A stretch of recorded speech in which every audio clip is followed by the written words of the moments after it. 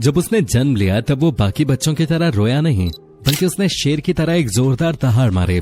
उसे स्वयं ब्रह्मा जी से एक वरदान प्राप्त हुआ था, जिससे वो किसी भी युद्ध में जाने से पहले अगर अपनी कुलदेवी निकुंभला के मंदिर में जाकर यज्ञ पूर्ण कर लेगा तो उसे युद्ध में कोई नहीं हरा पाएगा।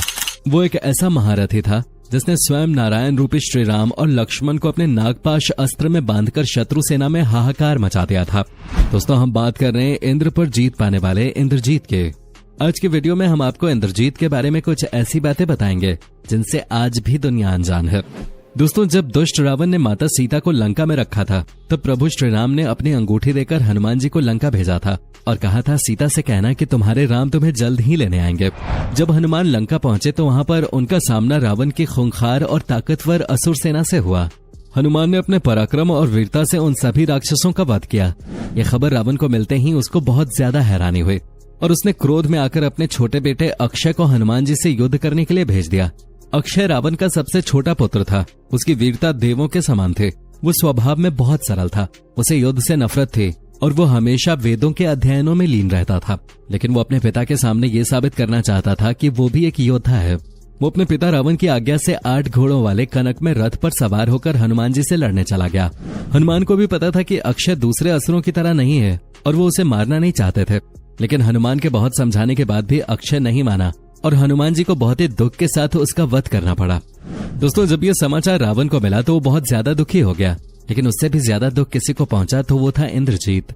अक्षय और इंद्रजीत दोनों भाई थे और इन दोनों के बीच बहुत प्रेम था। अक्षय की मौत की खबर सुनकर इंद्रजीत क्रोध में आ गया और वो अकेले ही हनुमान से युद्ध करने के लिए चला गया।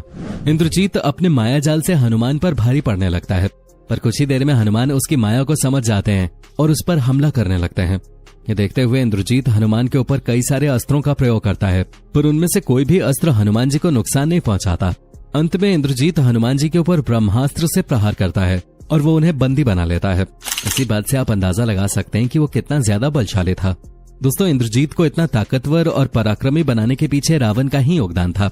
रावण शुरू से ही चाहता था कि उसका बेटा अमर और सर्वशक्तिमान बने। इंद्रजीत रावण और मंदोदरी का बड़ा बेटा था। उसके जन्म के दौरान उसका रोना ऐसा लग रहा था कि मानो मेघ की गड़गड़ाहट हो, जिसकी वजह से उसका नाम मेघनाद पड़ा। दोस्तों, मेघनाद को रावण सर्वशक्तिमान बनाना चाहता था ताकि दुनिया में कोई दूसरा उसे हरा न सके। रावण चाहता था कि उसका बेटा परम योद्धा और अत्यंत ज्ञानी हो। अपने बेटे को अमर बनाने के लिए उसने सभी ग्रहों और नक्षत्रों को ऐसी स्थिति में रहने के लिए आज्ञा दी जिससे उसके पुत्र को उसकी इच्छानुसार जन्म लेने का अवसर मिले। रावण के क्रोध और शक्ति के कारण सभी ग्रह और नक्षत्र उससे डरते थे। मेघनाद के जन्म के समय सभी ग्रह रावण की इच्छानुसार स्थिति में थे। सभी ग्रह इस प्रकार थे कि वो मेघनाद की कुंडली के 11वें स्थान पर आ गए। हालांकि शनिदेव ने रावण के आदेश को नहीं माना और वो मेघनाद की कुंडली के 12वें स्थान पर चले गए। इस पर रावण क्रोधित हो गया और उसने शनिदेव को बंदी बना लिया। दोस्तों, रावण ने इंद्रजीत की शिक्षा का दायित्व दैत्य गुरु शुक्राचार्य को दिया था। किशोरावस्था की आयु होते होते इंद्रजीत ने अपनी कुलदेवी निकुंभला के मंदिर में अपने गुरु से दीक्षा लेकर कई सिद्धियों को प्राप्त कर लिया था। एक दिन जब रावण को इस बात का पता चला तब वो दैत्य गुरु शुक्राचार्य के आश्रम में पहुंचा। उसने देखा कि दैत्य गुरु शुक्राचार्य इंद्रजीत से कुछ करवा रहे हैं। जब रावण ने पूछा कि ये क्या हो रहा है, तब शुक्राचार्य ने बताया कि इंद्रजीत ने मौन व्रत रखा है। जब तक उसे वरदान नहीं मिल जाते तब तक वो मौन धारण किए रहेगा। अंततः इंद्रजीत अपनी कठोर तपस्या में सफल हुआ और भगवान शिव ने उसे दर्शन दिए। भगवान शिव ने उसे कई सारे अस्त्र शस्त्र, शक्तियां और सिद्धियां प्रदान की, परंतु उन्होंने इंद्रजीत को सावधान भी कर दिया कि वो कभी भूल कर भी किसी ऐसे ब्रह्मचारी से न भिड़े जो 12 वर्षों से कठोर ब्रह्मचर्य और तपश्चर्य का पालन कर रहा हो। और इसीलिए भगवान श्री राम ने लक्ष्मण से 12 वर्ष तक कठोर तपस्या करवाई थी। वरदान पाने के बाद इंद्रजीत एक बार फिर से दैत्य गुरु शुक्राचार्य के शरण में गया और उनसे पूछा कि आगे क्या करना चाहिए। तब शुक्राचार्य ने उसे 7 महायज्ञों की दीक्षा दी, जिनमें से एक महायज्ञ करना बहुत कठिन था, लेकिन उसने इन 7 महायज्ञों को पूरा किया। इससे उसे कई अस्त्र शस्त्र प्राप्त हुए थे, जिसमें एक दिव्य रथ था जो उसके मन की गति से किसी भी दिशा में उड़ सकता था।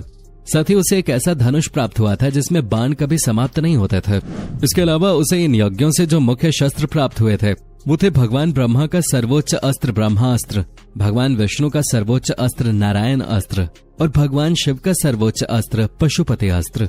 इन तीनों अस्त्रों को पाने के बाद वो अपने पिता रावण से भी ज्यादा शक्तिशाली हो गया था और दोस्तों यही वो कारण है जो कि इंद्रजीत को रामायण का सबसे बड़ा योद्धा बनाते हैं।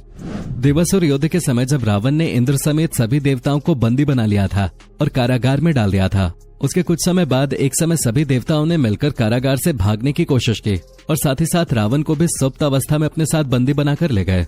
लेकिन इंद्रजीत ने पीछे से अदृश्य रूप में अपने दिव्य रथ पर चढ़कर देवताओं पर हमला बोल दिया। देव सेनापति भगवान कार्तिकेय ठीक उसी समय देवताओं की रक्षा के लिए आ गए, लेकिन वो इंद्रजीत को रोक नहीं पाए। इंद्रजीत ने न केवल देवताओं को पराजित किया बल्कि इंद्र को अपना बंदी बनाकर वापस लंका ले आया। जब रावण जागा और उसे सारी बातें पता चली, तब रावण और इंद्रजीत ने यह निश्चय किया कि इंद्र का वध कर दिया जाए। लेकिन ठीक उसी समय भगवान ब्रह्मा जी लंका आ गए और उन्होंने इंद्रजीत को आदेश दिया कि वो इंद्र को छोड़ दे। इंद्रजीत ने यह कहा कि वो ये काम केवल तभी करेगा जब ब्रह्मदेव उसे अमर होने का वरदान देंगे। लेकिन ब्रह्मदेव ने यह कहा कि यह वरदान प्रकृति के नियम के विरुद्ध है, परंतु वो उसे ये वरदान देते हैं कि जब वो कुलदेवी निकुंभला का यज्ञ करेगा तो उसे एक दिव्य रथ प्राप्त होगा और जब तक वो उस रथ पर रहेगा तब तक कोई भी उसे न हरा पाएगा और न ही उसका वध कर पाएगा।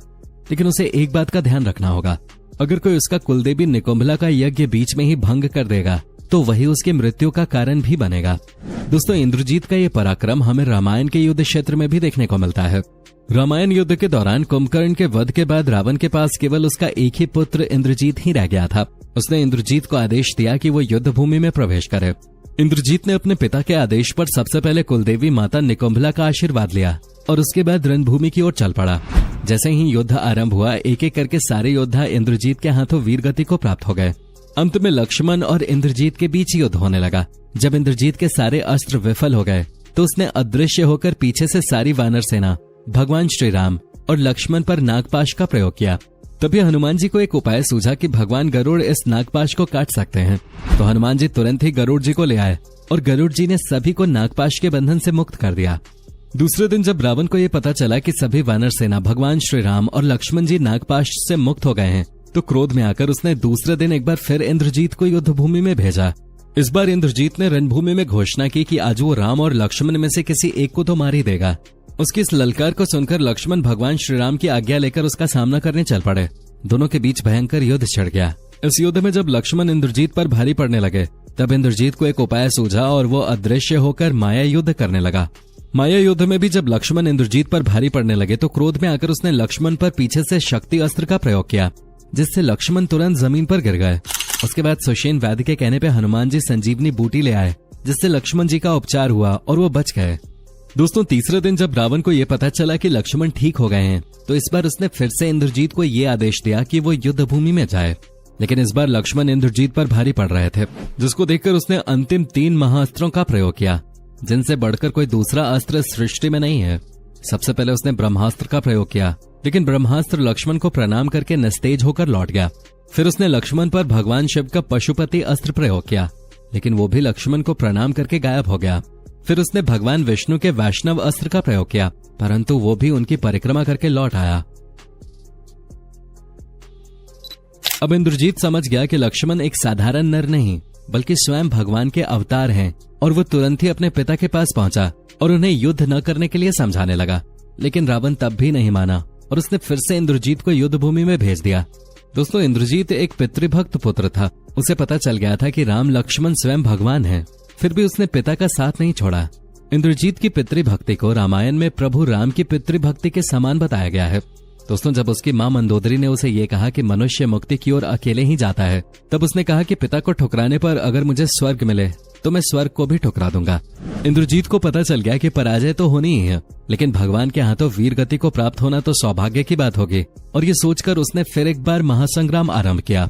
भगवान श्री राम जी ने लक्ष्मण को पहले ही समझा दिया था कि इंद्रजीत एकल पत्नी व्रत धर्म का कठोर पालन कर रहा है, इसलिए अंत में लक्ष्मण ने भगवान श्री राम जी का नाम लेकर एक ऐसा बाण छोड़ा जिससे इंद्रजीत के हाथ और शीश कट गए और उसका शीश कटकर भगवान श्री राम जी के चरणों में पहुंच गया, और इस तरह अंत हुआ सर्वशक्तिमान इंद्रजीत का। तो दोस्तों ये है मेघनाद के बारे में वो जानकारी जिसका रामायण में भी ठीक से वर्णन नहीं है। जानकारी अच्छी लगी हो तो वीडियो को लाइक करके अपने दोस्तों के साथ जरूर शेयर करें, और ऐसी ही और वीडियोस के लिए इस चैनल को सब्सक्राइब करके बेल नोटिफिकेशन को जरूर ऑन कर लें। धन्यवाद।